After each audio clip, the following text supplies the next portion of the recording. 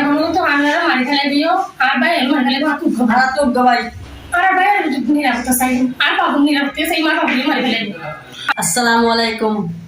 নাম সালমা, বাবার নাম আমির হোসেন, মার নাম রাশেদা বেগম। ঠিকানা ঈদগাহ পশ্চিম বমুলিয়া গোনা মন্ডলপাড়া, নানুর বাড়ি।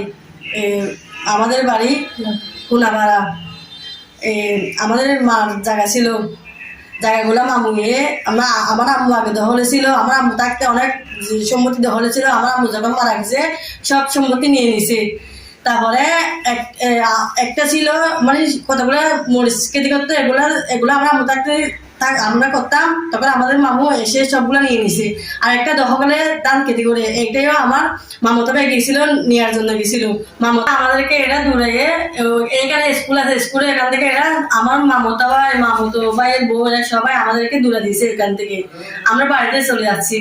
তো কালকে এখানে মন্ডপরা এখানে গিরা দিয়ে দিছে। আমার মামু বড়াটা আম্মুসন বলে যে আসে গিরা দিয়ে দিছে। তাই আমার আব্বু আমার আপু সবাই আসিল। এরা গিরা বাঁধতে দেয় নাই। পুলিশ আনছিল, পুলিশ গেছিল, পুলিশে বলছে বিচার হবে বলছিল। রাতে 8টা বাজে বিচার কেউ যায় নাই, বিচারের মধ্যে কেউ যায় নাই। এটা গেছিল মনে হয়, বিচার হয় নাই।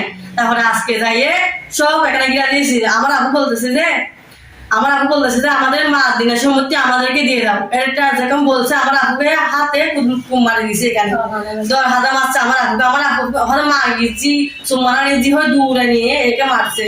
কে মারছে নাম কি? আমার আম্মুসন, আমার মামু বড় মামু মারছে। আম্মুসন আমার আপুকে মারছে। মা গিজি হাঙ্কি জি বলে অনেক গালাগালি করছে, আমি নিজে শুনছি। আচ্ছা, সেখানে এলাকার কোনো মান্যগণ্য মানুষ ছিল না? ছিল, বলছে এখানে অনেক মহিলা ছিল। মহিলা বলতেছে যে এই নির্দোষ একে কেন মারতেছ।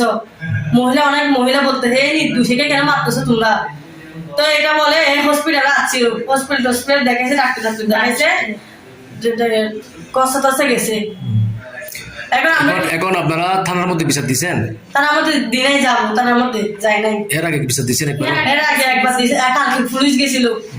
এরা কিছু বলে, এরা এমনি বলছে বিচার হবে, একটা বলছে, এরা কিছু বলে নাই। আচ্ছা, তাহলে পুলিশ গতকালকে যাওয়ার পরে ঘটনা ঘটছে কখন? গতকালকে?